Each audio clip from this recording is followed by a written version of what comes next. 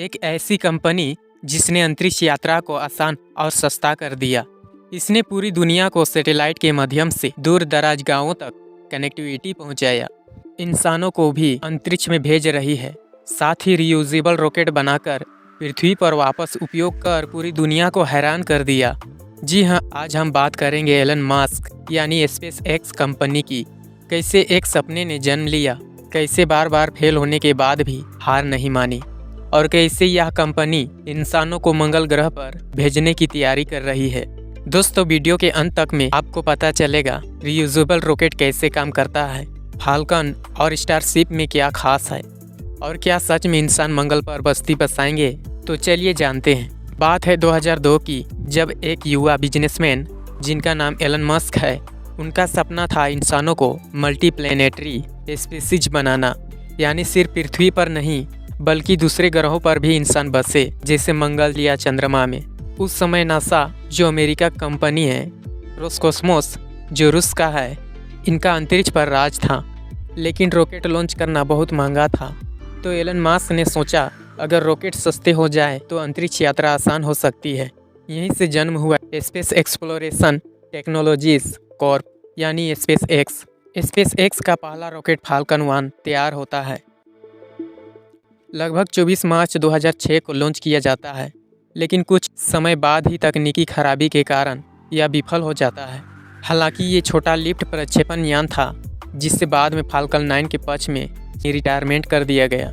लगभग एक साल बाद 21 मार्च 2007 को स्पेस एक्स ने फाल्कन 1 रॉकेट का दूसरा परीक्षण प्रक्षेपण किया, जो तकनीकी खराबी के कारण कक्षा यानी ऑर्बिट में पहुंचने में विफल रहा, क्योंकि दूसरे चरण के केस्ट्रेल इंजन में खराबी आई और रॉकेट घूमने लगा, जिससे वह ऑर्बिट तक नहीं पहुंच सका।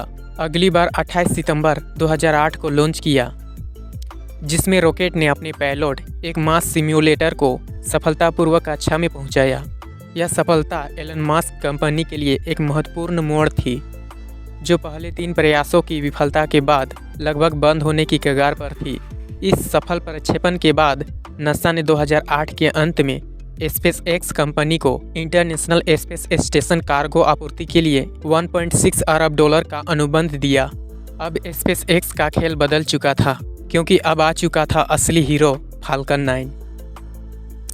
ये स्पेस एक्स द्वारा बनाया हुआ रियूजेबल रॉकेट है। यह 70 मीटर लंबा 2 चरण वाला यान यानी बूस्टर है, जिसे उपग्रहों और क्रू ड्रैगन कैप्सूल को कक्षा में ले जाने के लिए डिज़ाइन किया गया है। यह निचली कक्षा में 22,800 किलोग्राम तक और जियो स्टेशनरी ट्रांसफ़र ऑर्बिट में 8,300 किलोग्राम तक भार ले जा सकता है। ये 24 जनवरी 2021 को एक ही फाल्कन 9 रॉकेट ने 143 सैटेलाइट को कक्षा में पहुंचाकर रिकॉर्ड बनाया। साल 2020 में स्पेस एक्स ने बनाया ड्रैगन 2, जो नासा के अंतरिक्ष यात्रियों को इंटरनेशनल स्पेस स्टेशन पर भेजा।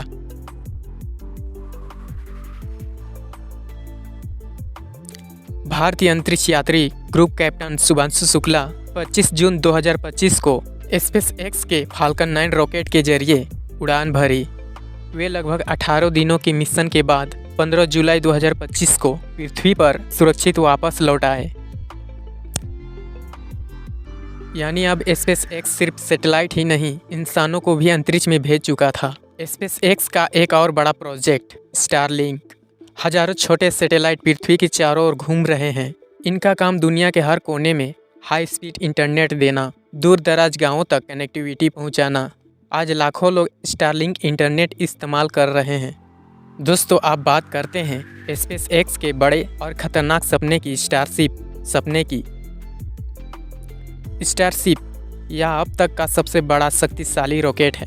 पूरी तरह से रियूजेबल बनाने की कोशिश हो रही है। इसमें 2 भाग होते हैं, super heavy booster starship spacecraft. ये दोनों ही वापस धरती पर लौट सकते हैं। आने वाले समय में मंगल ग्रह पर इंसान भेजने, चांद पर मिशन, पृथ्वी के 2 शहरों के बीच 1 घंटे में यात्रा पूरी हो पाएगी। स्पेस एक्स यही प्लान कर रही है। दोस्तों, हर सफलता के पीछे कई चुनौतियों का सामना करना पड़ता है।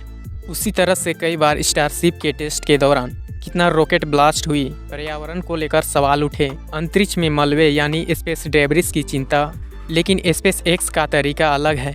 वे जल्दी टेस्ट करते हैं, जल्दी सीखते हैं और फिर सुधार करते हैं। आज स्पेस एक्स दुनिया की सबसे बड़ी प्राइवेट स्पेस कंपनी है जो हजारों सैटेलाइट चला रही है, इंसानों को अंतरिक्ष भेज रही है और मंगल मिशन की तैयारी कर रही है। दोस्तों, एक सवाल आपसे कि क्या 2050 तक इंसान मंगल पर बसेंगे? आप कमेंट सेक्शन में ज़रूर बताएं और ऐसे ही स्पेस टेक्नोलॉजी जैसी वीडियो देखने के लिए इस चैनल को सब्सक्राइब करें। मिलते हैं ऐसी ही एक नए टॉपिक को लेकर, तब तक के लिए नमस्कार, जय हिंद।